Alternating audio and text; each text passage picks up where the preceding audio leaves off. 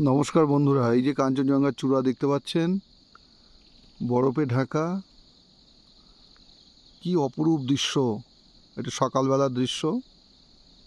ঘন কুয়াশা থাকলে এগুলো দেখা যায় না, বা মেঘে ঢাকা থাকলে দেখা যায় না এগুলো। আজকে পরিষ্কার আকাশ, যার জন্য আমরা দেখতে পাচ্ছি। অপরূপ দৃশ্য, অপরূপ। ওহ, কি অপরূপ দৃশ্য!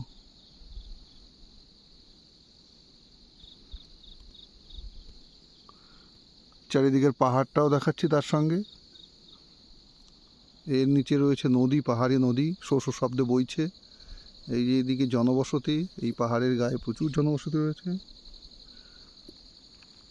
দেখুন, চারিদিকে পাহাড় আর পাহাড়, প্রকৃতির সুন্দর পরিবেশ।